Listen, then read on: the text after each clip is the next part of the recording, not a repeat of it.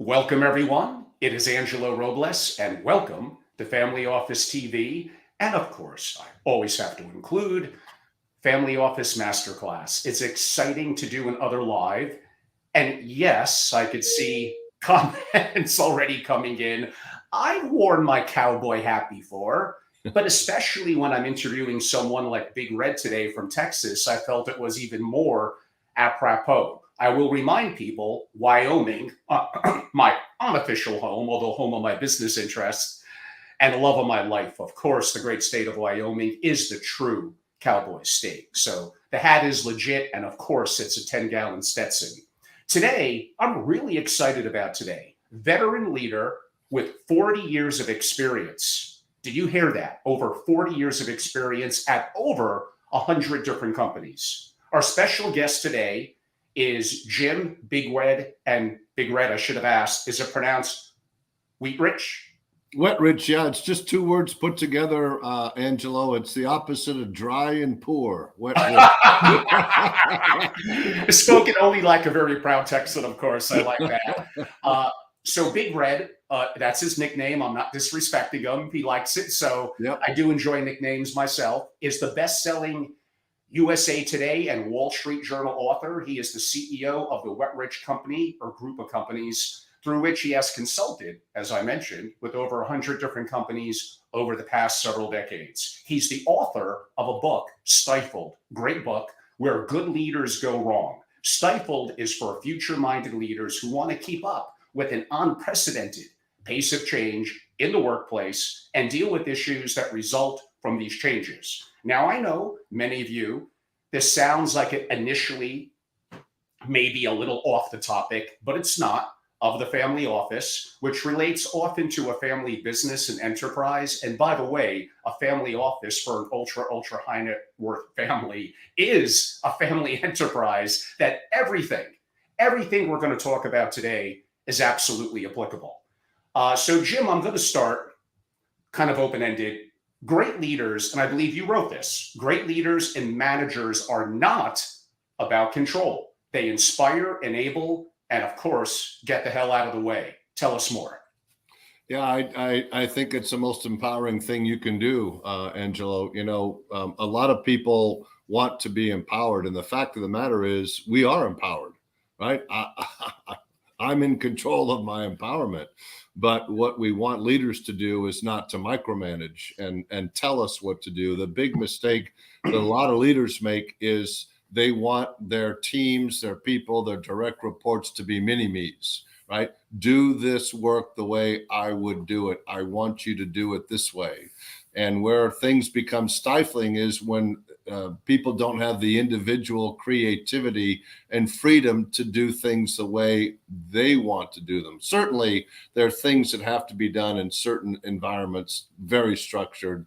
You know, there's only so many ways to make a particular widget. But in terms of management and project management and doing work, you find at some point as a leader that when you give people more degrees of freedom, they're likely to do the job, at least what I've found in my career, they're likely to do the job better than I would have done it if I had told them to do it my way.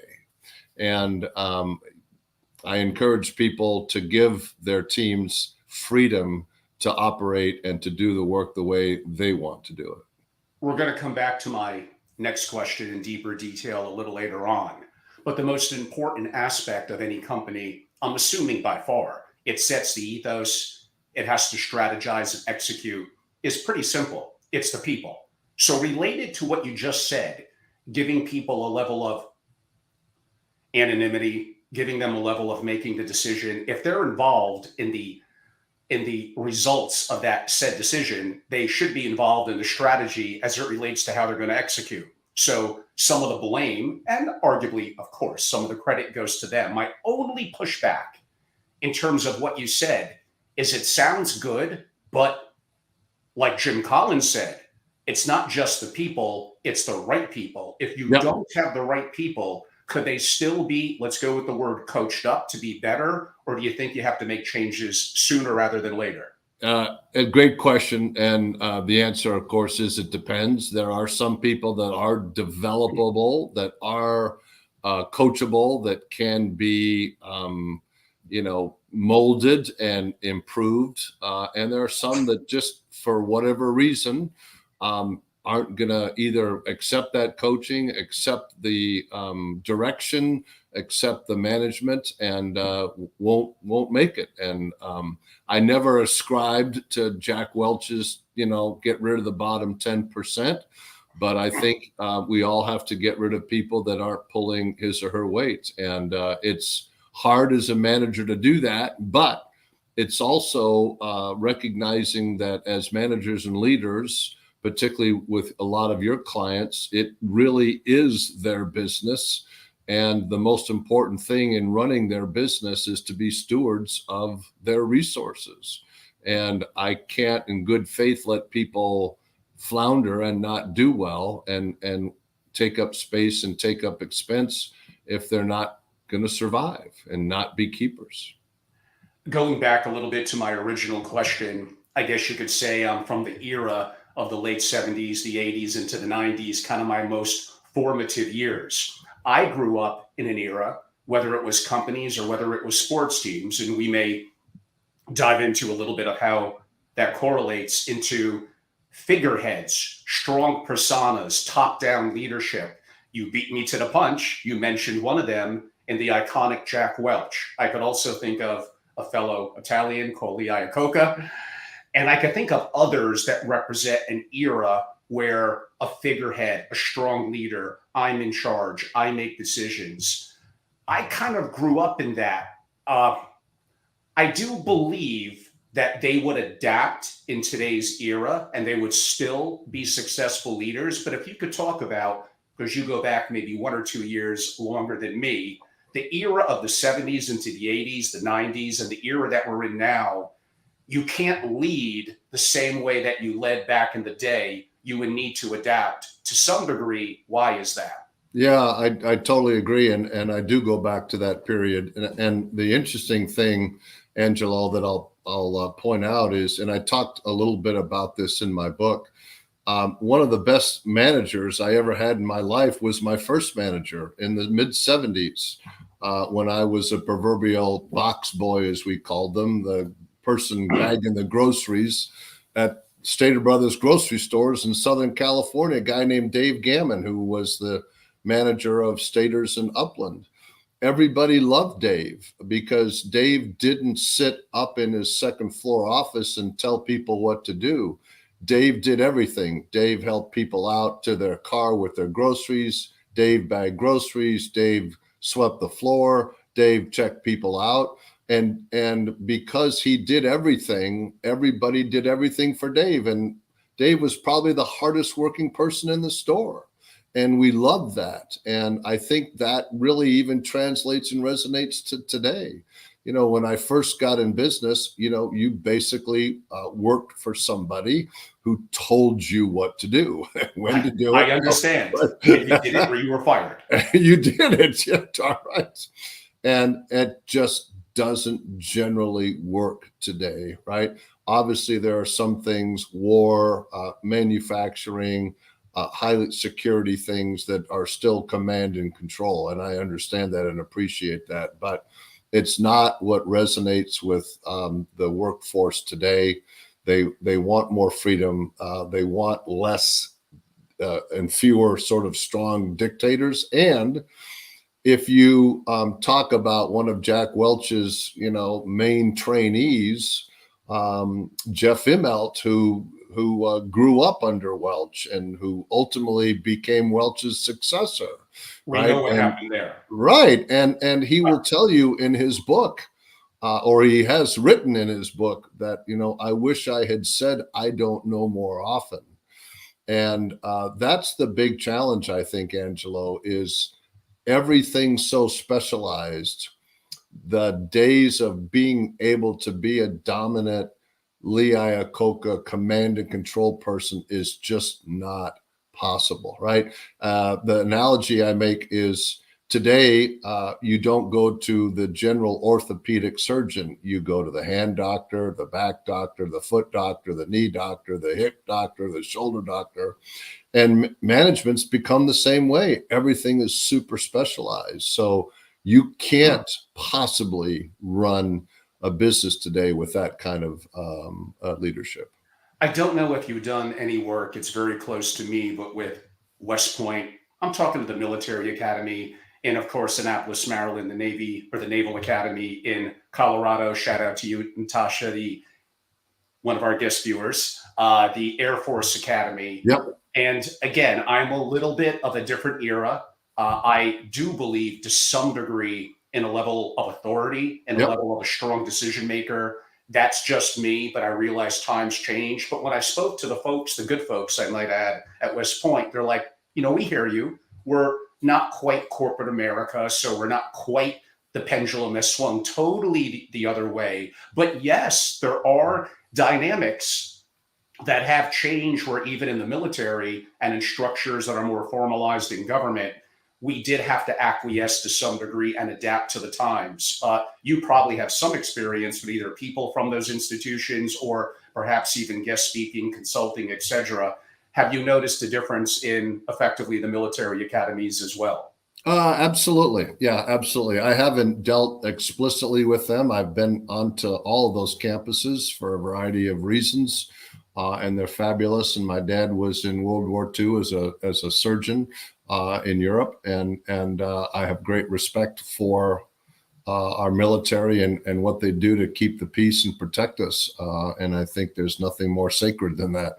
But to your point, we have had to loosen up a little bit. And part of it is the young people that are coming in for those jobs have different expectations than perhaps my dad had. And even I would have had going into the military when I turned 18 in 1975, which I did not do, but I did register for the draft because the draft and selective service was still active at that time. Of course. Yeah.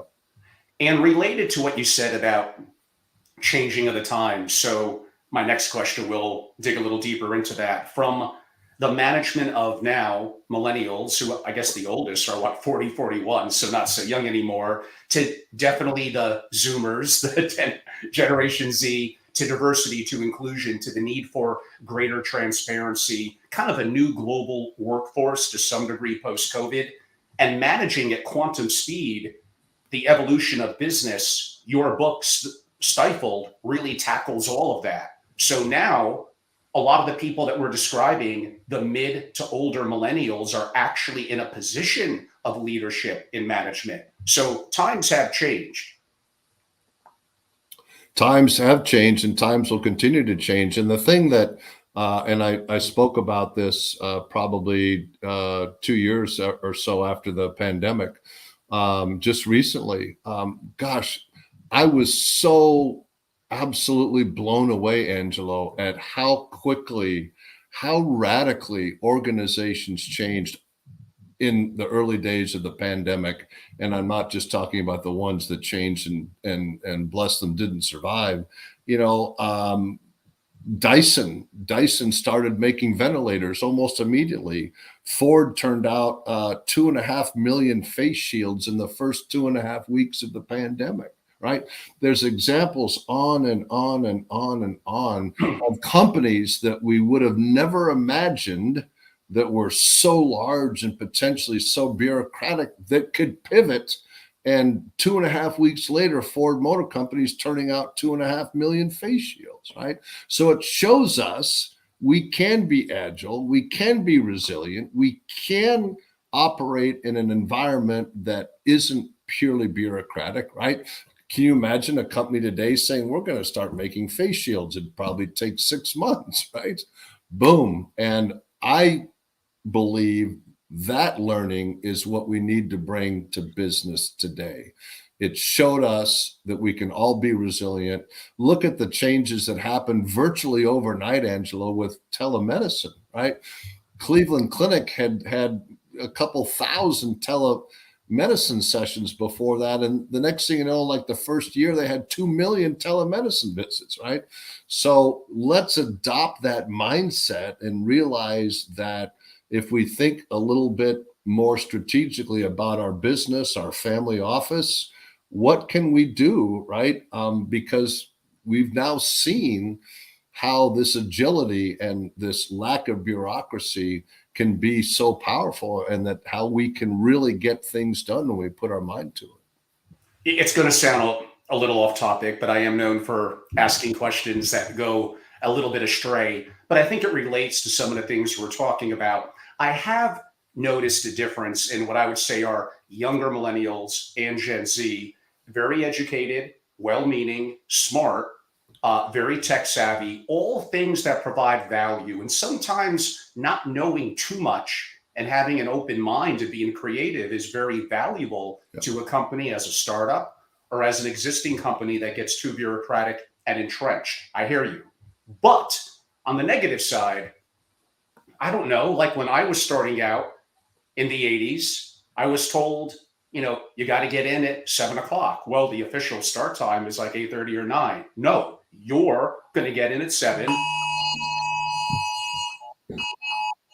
That's a national alert. Yes.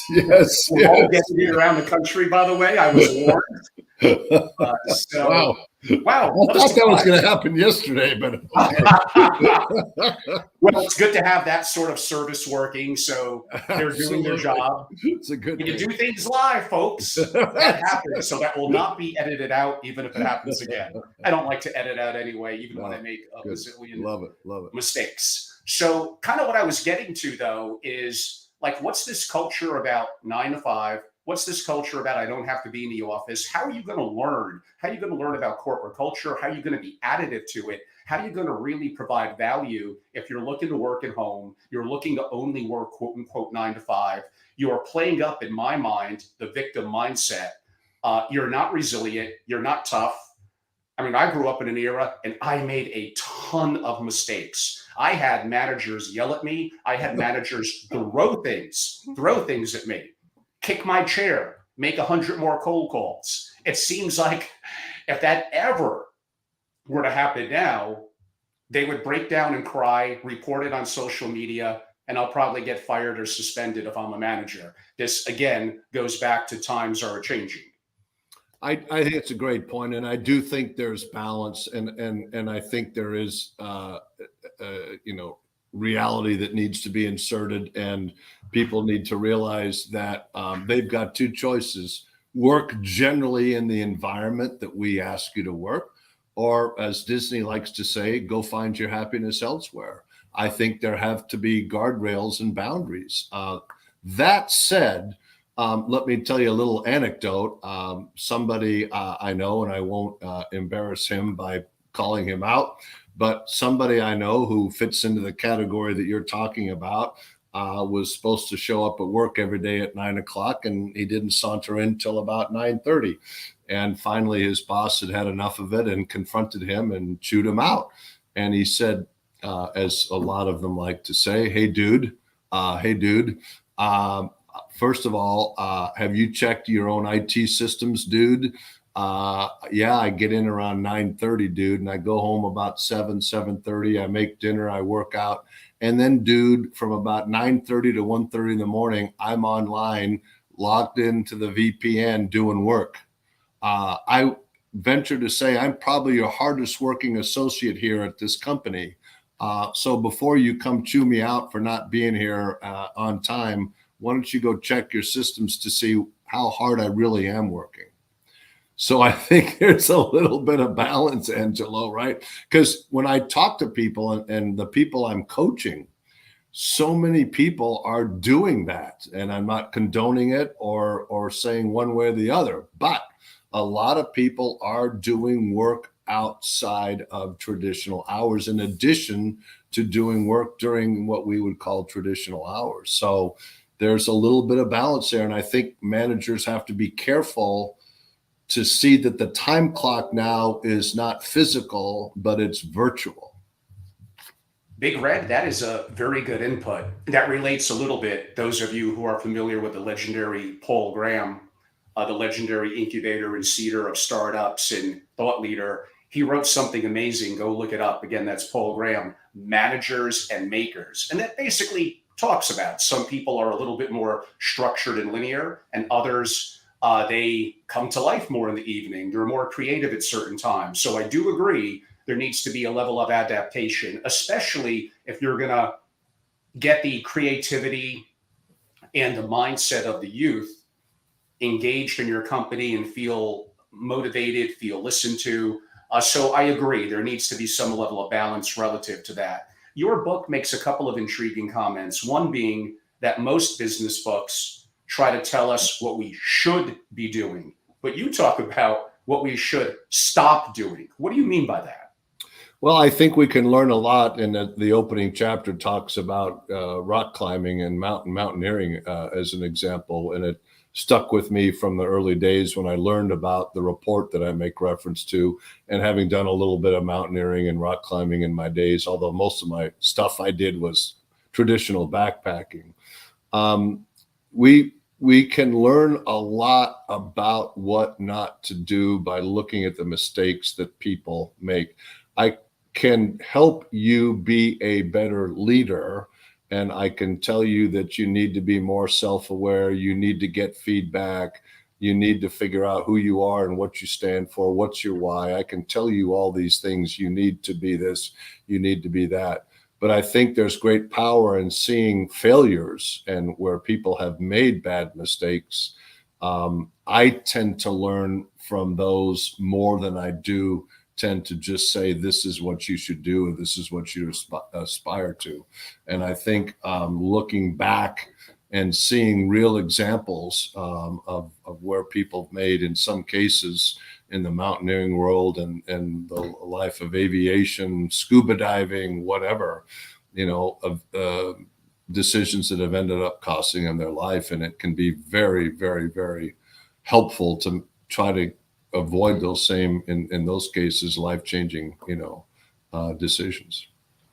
And in terms of, since I'm active in family businesses and family offices, with your experience in the community, how would you broadly look at, to some degree, a challenge of nepotism, where coming into the family, now growing of age, graduated school, do you come directly into the company, into the family office, or do you go out there and experience different cultures, different mindsets, and then come back? And it might even be 2 years later, but it may very well be 10 or 15 years later. Wouldn't you have a greater breadth of experiences as opposed to being sheltered solely by the family enterprise or company? Or the converse of that, are you better off understanding every little nuance from as early as an age as possible? Yeah, it's a really great question, and I've done some work with some very large family offices, and I've got some friends that have very successful family businesses, and part of the answer, I think, is dependent upon how receptive the people in the family offices are. I've got one close family that has this very successful business, and a grandson came in extremely bright, went from MBA school back to the business, and ultimately left because he got very frustrated because the people that were running the business, his uncle in this case, had always run the business the same way, and he wasn't going to change regardless of what this new person thought they should be doing and what efficiencies they could be realizing and how they could be managing their inventory better or how they could be rotating their stock better. So it's a really great question, Angelo, and it depends, I think, both on the senior people that are running the business in the family and their interest in being flexible and in learning. This is what we're seeing right now in the pandemic. So many managers who did so many great things are now going back and saying, I'm going to lean on everything that I did pre-pandemic that made me successful. I want everybody back in the office. Everybody's got to be in Monday through Friday. Everybody's got to work 9 to 5. This is how I was successful. This is what I did before. Rather than saying, all right, what should I have learned in this period, and how might that impact the way I should be managing going forward? It's been very surprising to me how quickly a lot of senior people have gone back, flipped the switch, and defaulted to what they've done and known all along.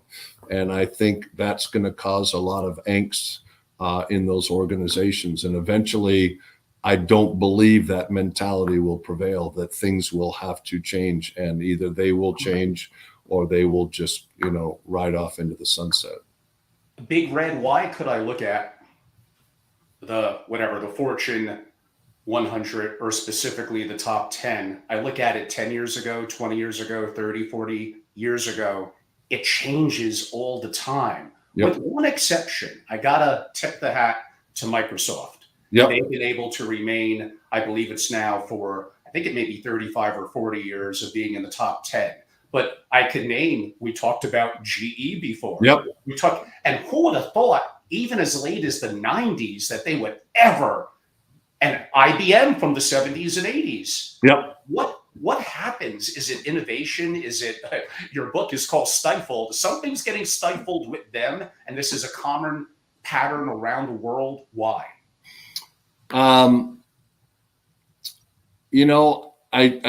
It's a great question, and each of them, or those two companies, as an example, provide insights and stories and learnings. I truly believe, generally, in the notion of GE. GE Capital paid for a lot of sins and covered a lot of mistakes, and it was hard not being successful in the go-go days of GE Capital.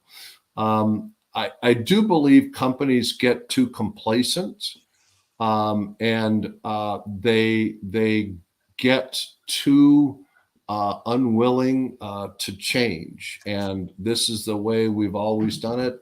We're going to grow 10% a quarter. This is how we do it. And they don't think a little bit more about the long term. Look at the transition that Microsoft's had to make, right?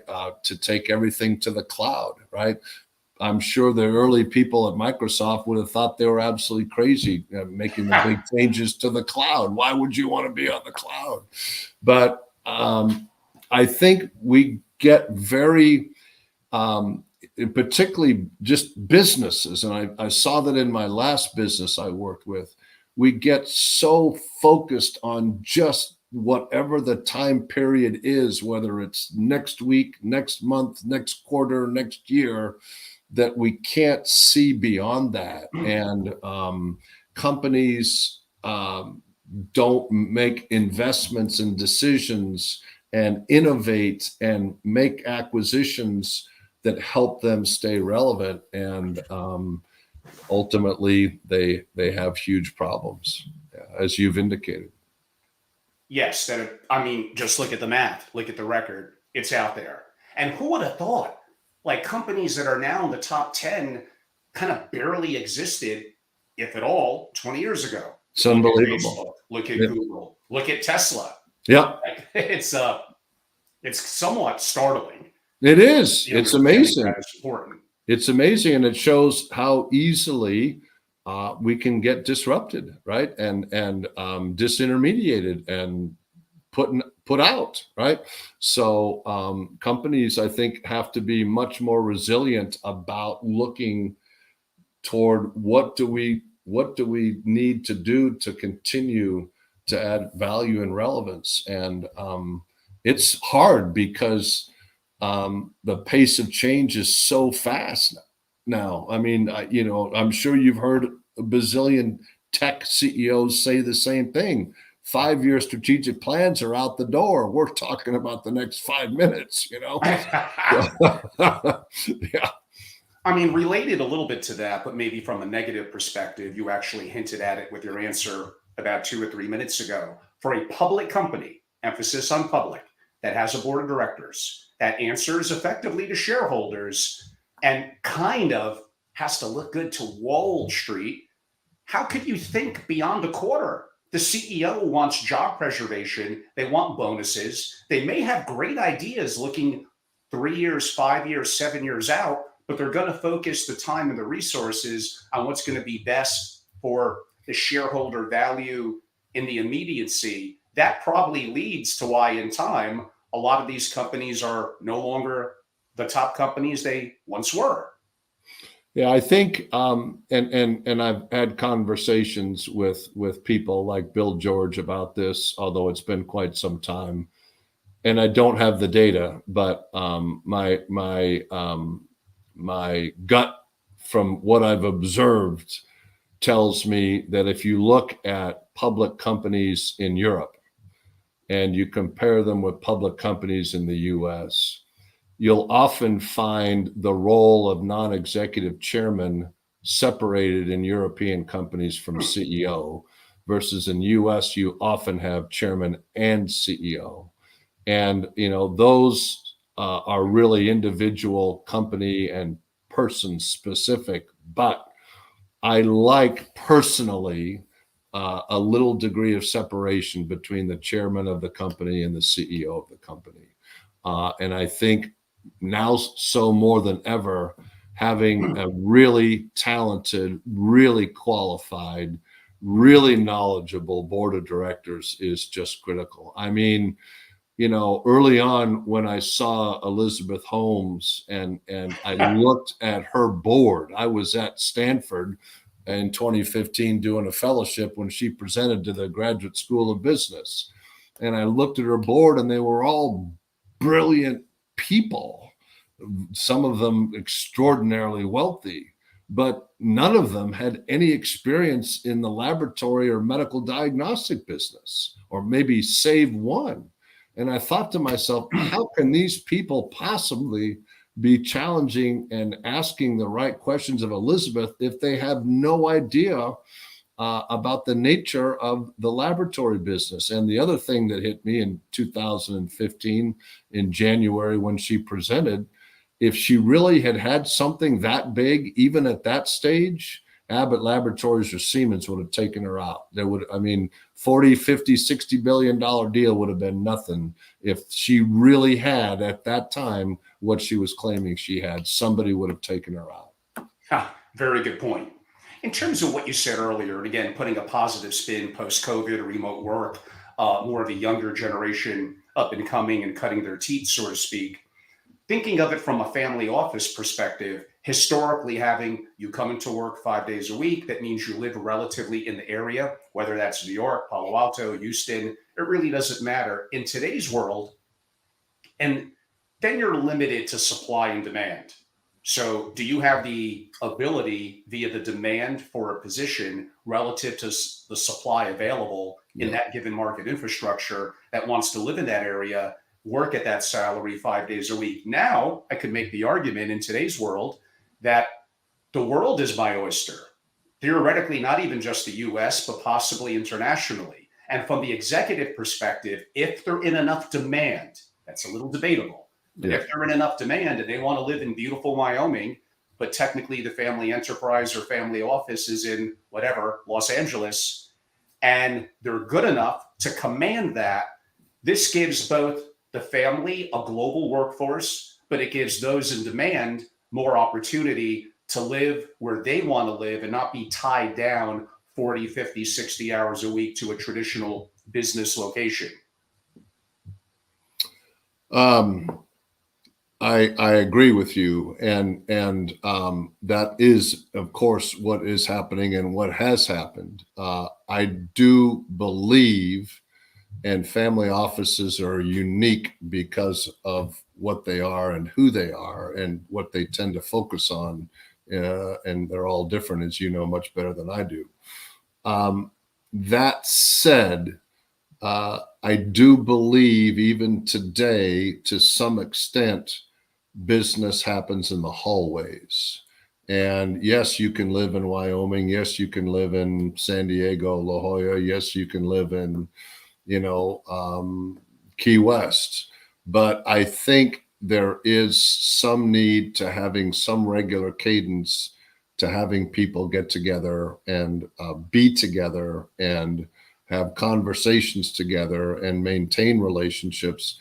It's just not the same. I joined a board of the coaching federation last year, and it was, wasn't until September that we had our first in-person board meeting. And fast forward, we rotated some people off the board, have some new board members, and we had a board meeting in early February. And we had a much better integration this year than we did last year because we didn't get a chance to really meet each other face to face until September. And I do think there's value in that. And I don't think we can underestimate the importance and value in that. My last job was in North Atlanta, Georgia, and I lived in Dallas, and I commuted for 8 years. I left home on a Sunday and came home on a Thursday, but at least I was there and visible and in the office. So I still lived in Dallas, but I commuted a lot because I felt at that time it was important as the president of the organization to be physically in the office. So you were swept under Georgia's state tax system. Hey, I think like an investor, entrepreneur, and family office. So taxes, of course, one of the first things that pops to my mind. And relative, building on what you're saying, and I painted more of a positive picture, you scale that back, and rightfully so, and that was meant to be that way. But I go back to the issue that we discussed earlier. A young, talented person, whatever, 21, 22, 24, if they're going to be primarily remote, how are they going to get mentored properly? How are they going to get the culture and the behaviors, two things we'll be getting to shortly, inside a company? I'm not going to say it's impossible, but damn, it seems pretty hard. I agree with you wholeheartedly. And I think that's where these folks that are pushing for that kind of freedom and lifestyle underestimate how long-term that may paralyze and jeopardize their career. It's just not easy to do that. And one of the things that I can imagine is having to change culture the way we did and my team did in the 8 years I was in my last job, if you had to do it remotely, right? I just can't imagine the challenges with having to do that versus being able to walk around the halls and see people and talk to people and interact with people and reinforce all the important things and behaviors that were important in that cultural change. And I think it's very challenging, and I wouldn't necessarily suggest to somebody that they pursue that, particularly early in their career when they could be getting a lot more exposure. I can tell you, in spite of a very well-established succession planning process at Abbott Laboratories when I was there, real succession happened on the corporate jet when the chief operating officer was out with division presidents flying around the world talking about people. That's when careers got made or broken. And I do think there's a lot to out of sight, out of mind, and it's hard to get mentored if it's completely just something that's on Zoom or on Teams or whatever it is. The great investor, Ray Dalio, and I agree from a family office perspective, but I'm assuming it applies to other private companies and public companies anywhere in the position. He talks about three things. People seem to like things in threes. One, competence. We're going to assume that's a given. The challenge is you have to adapt and constantly educate yourself, because how the world worked when you went to college 20 or 30 years ago, and the metrics, I'm not going to say they're 100% different, but they're probably 50 to 70% different. So competence, you don't want to rest on your laurels. But the other two are a little bit more nefarious in some ways. He talks about competence about we all have blind spots, identifying them. And he talks about when you have a level of success, and this is natural, especially for us testosterone driven men, ego. How do we balance competence, our blind spots, and our ego? Yeah, that's a great question, Angelo, and just a footnote on that. I got my first master's degree in 1982, and fast forward, at 50, 51, 52 years old, I ended up getting an MBA. Because of exactly what you're talking about. I thought the world had all changed and I needed to get relevant and get re-educated and reinvigorated. And it was one of the better decisions I made. I am a huge fan, whether it's in coaching or whether it's business, in feedback, right? And there's all kinds of feedback tools, both formal and informal, 360-degree assessments, right? I can really, if the group is big enough that you're getting the feedback from, I can get meaningful, blinded, confidential feedback in regard to these blind spots, in regard to how well my ego's in balance through this feedback process. And I'm a huge fan of that. And I don't think anybody should be beyond that, right? I teach a little class at Texas Wesleyan to undergraduate business students once a semester. I've got 40 students. We started class about 2 months ago, and last class yesterday, it's Tuesdays and Thursdays. I had them fill out a form. I didn't have them put their name on it and drop it off anonymously to tell me how I was doing. There was a 5-point scale and then open-ended questions and give me feedback. So I don't think we can get enough feedback enough. And it's important that we act on that and show the people that are giving us the feedback that we're acting on it. We've heard it and we're going to act on it. In terms of leadership, I'm going to get it a little off, but I believe the great general and, of course, country leader Napoleon from back in the day said something to the effect of, give me 100 lions, but have their leader be a dog. They're going to die like a dog. Give me 100 dogs, but have their leader be a lion who's out there, who is listening, who's on the front with them, so to speak. And they're going to fight like a lion. Do you broadly agree with that commentary on the incredible importance of leadership? I don't believe there's any substitute, Angelo, for being out there. And one of the things that Bill George, tells people about the time he was chairman and CEO of Medtronic, he saw something like 1,000 different procedures out in the field with customers when they were, using Medtronic products. So I think being visible, being out there, being in the front, there's just no substitute for it whatsoever. Who was it that wrote the book? I think he's a Silicon Valley legend. Was it Bill Campbell? I think it was called Coach. And Eric Yes. Schmidt Yes. and others gave Yeah. like the most glowing review. So Yeah. that's going to relate a little bit to my next question. In terms of, as you're not just rising in the ranks, private company or public, but when you're actually, this goes back to competence, blind spots, and ego, even when you are Steve Jobs, even when you are at the top, even when Tiger Woods was the best of the best, he still had a swing coach. Do you benefit from honest feedback from coaching and mentoring? I think there's no substitute for it, and I think you've given great examples. And I think it was Peyton Manning who still had a quarterback coach. I mean, this is somebody who is arguably the best and at the top of his game, still looking for 0.1% Yes. improvement, and that's huge. And many people, particularly athletes that are dependent upon their perfection and skill, still have these coaches, and a lot of people in business do, because that 0.1% can be really meaningful for that person and for the organization they're leading.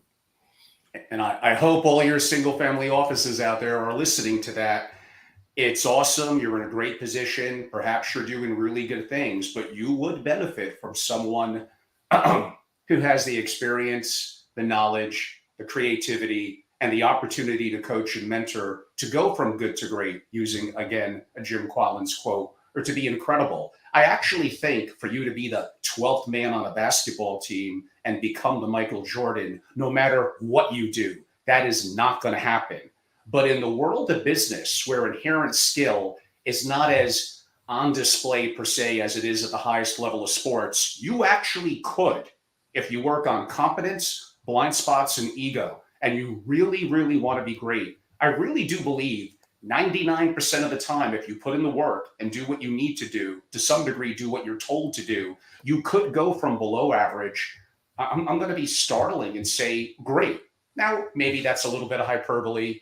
Uh, Maybe you don't have it so-called in you. Maybe the IQ is not quite as high as it needs to be. But really, does that really matter? Your ability to listen, your empathy, your ability to have a gut feeling from your experiences on who's going to be great at what they do. It isn't all determined by, well, I have a 135 IQ. It doesn't hurt to have greater horsepower, but like someone defined to me, you have the brain of a Ferrari, but you're broken all the time. Give me the person who's a Chevrolet, but they are working in sync perfectly. They may not be the leader of the company, they may not rise to the top, but they're going to be a very important part of that organization. I completely agree with you, and the thing that I've noticed about executives that have done really well in big companies, become CEOs of large public companies.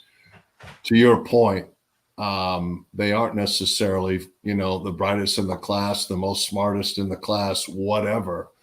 But they do two things really, really, really, really well. They listen and they know what questions to ask. Wow. And knowing what questions to ask is just about as important as anything that I can think of that helped make the people that I know that became CEOs of big companies, CEOs of big companies. That is great advice. Uh, I'm a big fan of the great work. I know it's a bit dated, but the great work of the one and only, the legend Peter Drucker. Oh, I yeah. believe, I believe he had a comment that he didn't say some, all effective executives have to learn to be effective. The ones who worked on making themselves great succeeded in doing so. That relates a little bit to my comment of becoming great even when you're perhaps not at what you're doing. Now, I could argue we may be born with a certain skill set that helps to foster that. But would you broadly agree that effective executives are made? It's the work that they put in, the mentorship they get, and how they adapt. Yeah, and how they learn, and How they learn. how they take that learning and apply it to fast forward current situations. And it's so funny you mentioned him. He was at the Claremont Graduate School at the end of his career, and I was born and raised in Claremont. Had the pleasure of talking to him once over the phone, but I am still a huge fan, and I've got all kinds of his books floating around this office here of Peter Drucker, right? You really want to learn some things about being an effective manager, pick up any Peter Drucker work. And I guarantee you there's gems in there for everybody. And by the way, I saw some of his speeches. He wasn't a dynamic speaker. No.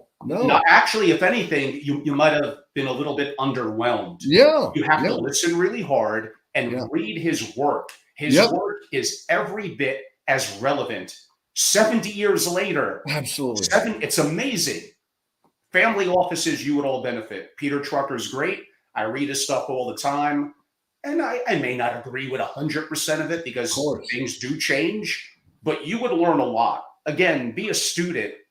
stop thinking that you know everything. And even, you and I have pretty deep experiences. We've had some level of success. And like Dalio said, it's easy to let blind spots and ego get in the way. We have to constantly fight that, be competent in today's world, and move forward.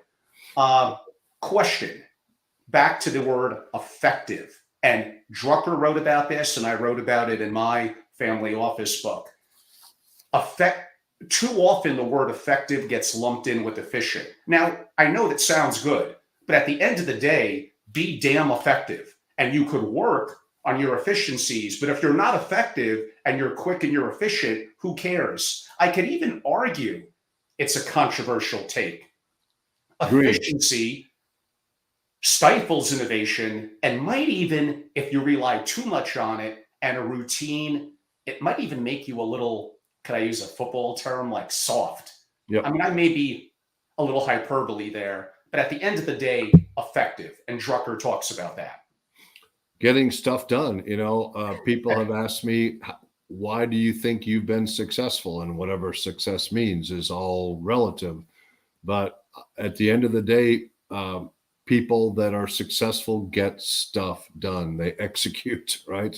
And it's not necessarily executing at the most efficient, cost-effective, right way, but it's about finding ways around barriers, right? I tell my marketing class, one of the most important things about marketing is finding ways around barriers, right? How do I get around this legally, legitimately, ethically? But how do I find a solution for this and get to the next level? And there's so many great examples of where people have taken a unique perspective and approach and proven us all wrong, right? The story I love to tell, I'll make it very quick, was this physician in Australia and his partners who first speculated that a lot of stomach ulcers are caused by a bug. And fast forward, they eventually isolated Helicobacter pylori, and all their people thought they were crazy, right? Because everyone knows ulcers are caused by stress. So they grew a bunch of H. pylori and drank it, and guess what happened? They got ulcers.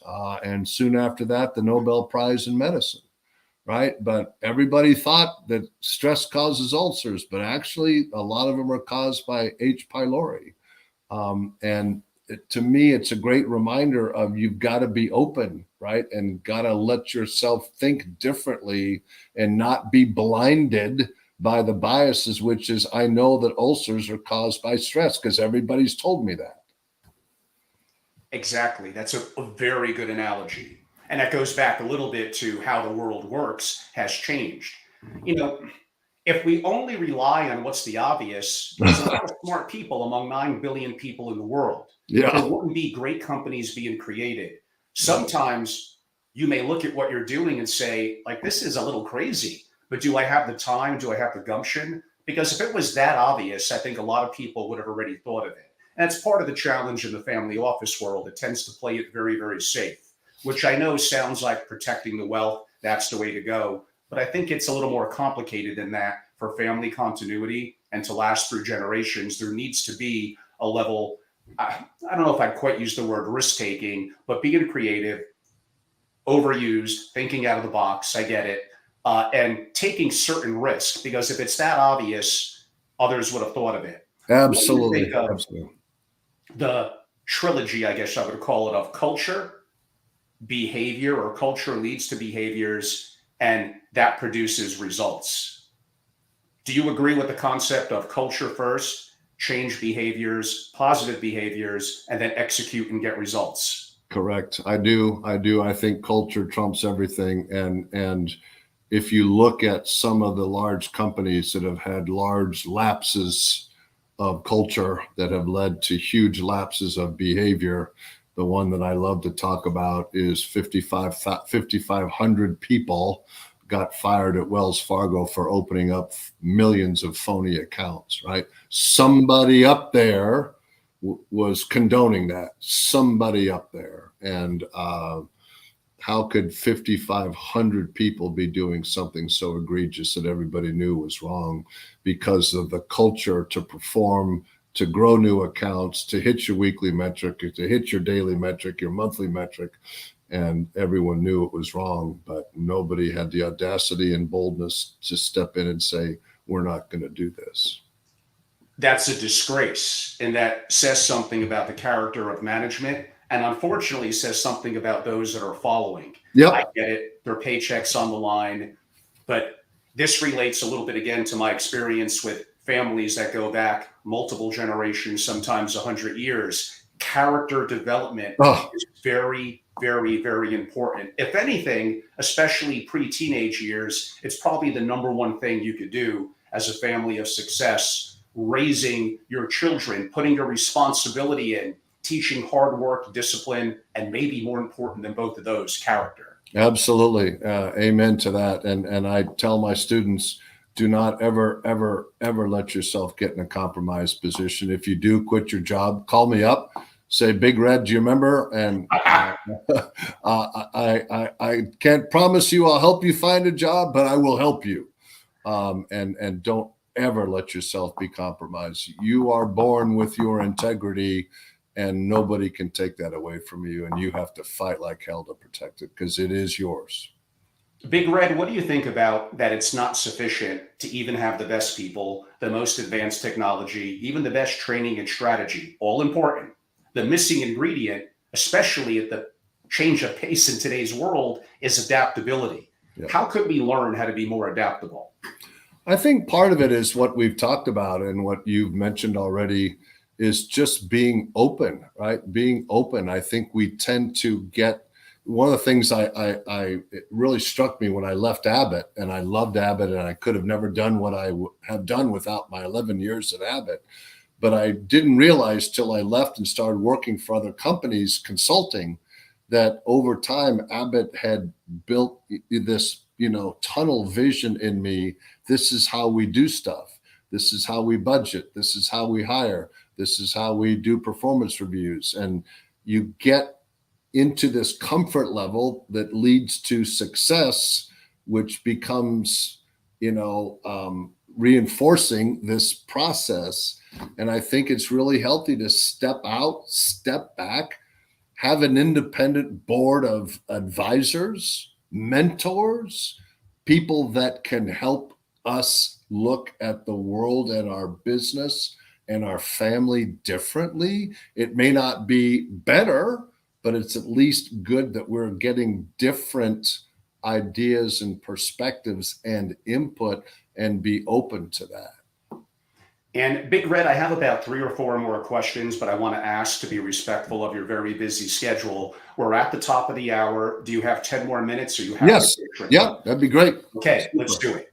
Okay. So a deep thinker who's a professional gambler, his name is Jonathan Bales, wrote this one. And some would argue it's a little controversial, but I think it's pretty accurate. What would you think? He goes, most thoughts, even actions, don't matter. The majority of what you know is probably wrong.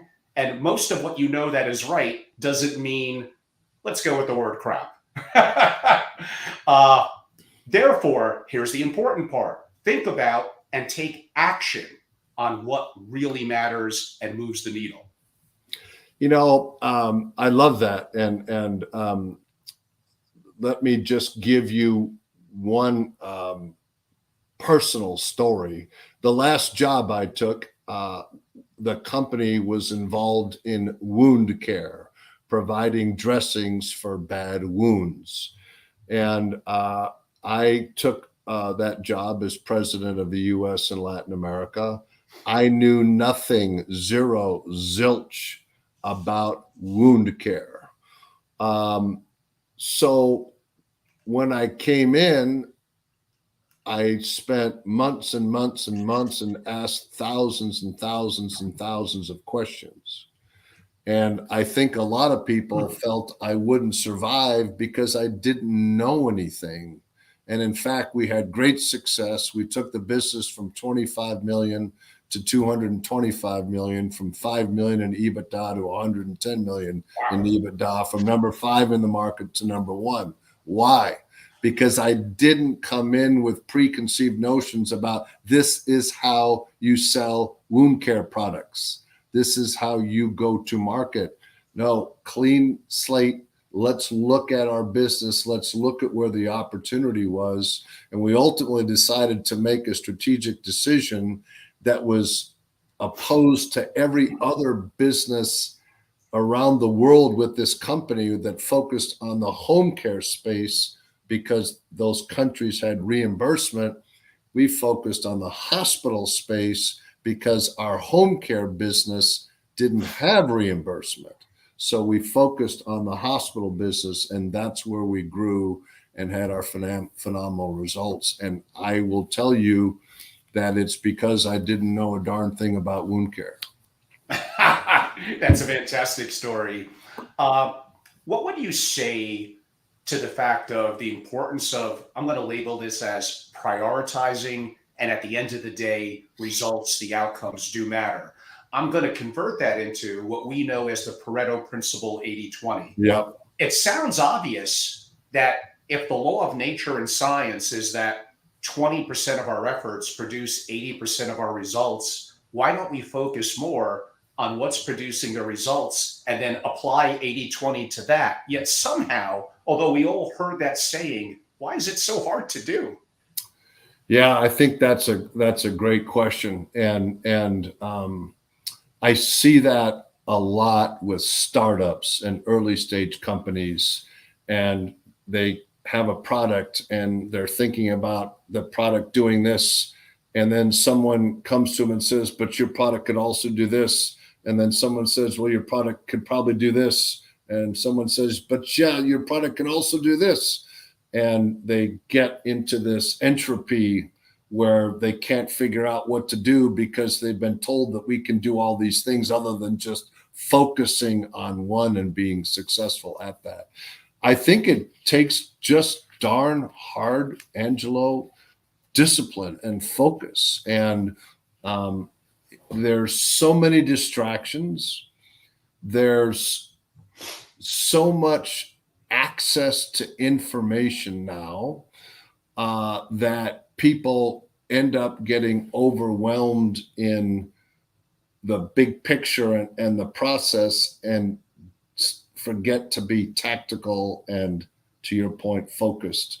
And the biggest advice I have for most of these early stage entrepreneurs is focus, focus, focus, focus, focus. You've got to focus. And the same thing's true, right? We've been we've bitten the fish hook, and all the companies that have created all kinds of bells and whistles to get us focused away from work and onto social media or whatever platform we're paying attention to, have done a good job. And I can't tell you how many people I coach that spend or tell me, they spend hours a day on social media.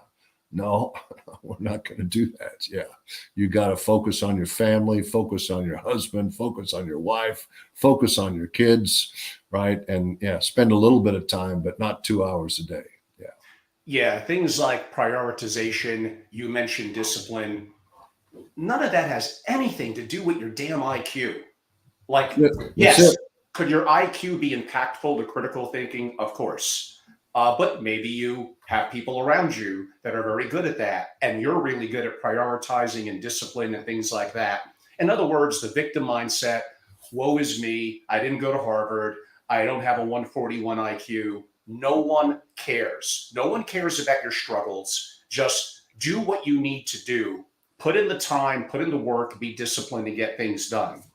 And it's amazing that with amazing families, and more so their single family offices, like sometimes they need, honesty and that kick in the ass. Part of Yep. the problem with the super rich, especially, is sometimes no one tells them that, hey, your idea, uh, it's actually pretty stupid. Now, Yeah. maybe you are better off running with it because it's counterintuitive. It's, whatever word you want to use that I hinted at earlier. But for the most part, at least be honest with them. Have a Absolutely. back and forth, back up your points. It's just not Absolutely. done enough in today's world. I agree. Totally. And it becomes almost self-fulfilling, right? Yes. Yeah. It may be my last question before we end it, and it relates to the title of your book. So after Stifled, your book is Where Good Leaders Go Wrong. If you had to pick, let's say one thing, where do good leaders go wrong? The answer to that is they don't know what they don't know. And I think one of the most important things in business is knowing what you don't know. Wow, that's huge. And that reminds me of who's famous for that quote, a Texan, Donald Rumsfeld. You know, it's the well, he had a little different way of phrasing it: no knowns and unknown unknowns. Yes, So yes, yeah, yes. that's really really important. Actually, maybe relative to that. So maybe I'll try to be quick. Could you share even one practical strategy or tactic from Stifled where leaders can implement to overcome the stifles that we've identified in our conversation? Even just one thing. I think, and I know Elon Musk has come out against this vehemently, which is interesting, but I like the notion of psychological safety, having an environment in your family office where people can speak up without the fear of retribution, getting their head ripped off, getting kicked in the chair, or whatever body part it is. No, that would be back to my Wall Street days. Exactly. I miss those days. I want to get my chair kicked more often. A colleague and I were just talking about some of the things that we've heard from people back in the 70s of what they said around the office. That would be an interesting book. Yeah. So I again, creating a culture where people can speak up, be heard without the fear of retribution or retaliation. I think that's really important. And we can inculcate that and we can cultivate that as leaders. It's within our control. And among our live participants, we'll end on a little bit of a lighter note. Natasha, by the way, is one of our live participants. I love Colorado. No offense, Natasha. I know Dion Prime wears the cowboy hat sometimes, but the real cowboy state is Wyoming, and even the Wyoming University, where Josh Allen went to school, the Wyoming Cowboys. On that note, to rub it in a little further, Natasha, I know that Big Red is a college football fan. Yes, Your I am. Colorado team played USC, and That's you made it a game. I will give you that. The yes, second half was yes, actually amazing. yes, But you yes. must be pretty happy with your USC Trojans. I know you have some heritage there. You love it there, and they're a great team, and looks like they're probably going to make the college playoffs unless I'm something really bad happy. happens. I'm happy now. I think our one person on offense has helped make up for an otherwise not so great defense, and I'm a little concerned when the Trojans go to South Bend in a couple weeks.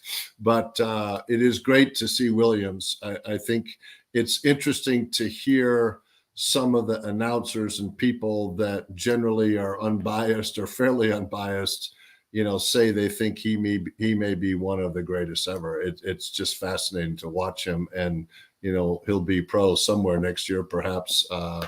Possibly the New Yeah. York Giants are thinking on losing so much. I'm a New York Giants fan. And to rub it in a little further, this time to me, Natasha, is when we were getting ready to go live, Big Red knew that I was an Oklahoma Sooners fan. And he reminded me what USC did to Oklahoma in the championship game. I think it was 2005. I tried to forget about that.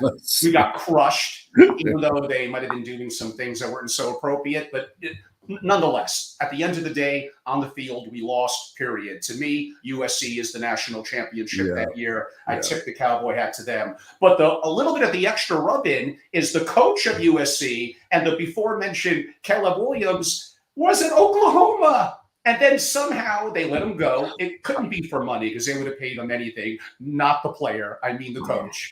I guess he wanted to be the LA lifestyle. So I'm not quite going to say the hell with him. At the end of the day, just like Troy Aikman in his freshman year played for Switzer and the Oklahoma Sooners. He's from Oklahoma. I still consider that he did don the chrism maroon color and white. but it is frustrating a little bit. Damn it. Although that being said, Oklahoma's doing just fine this year. So hopefully all will be good in the world.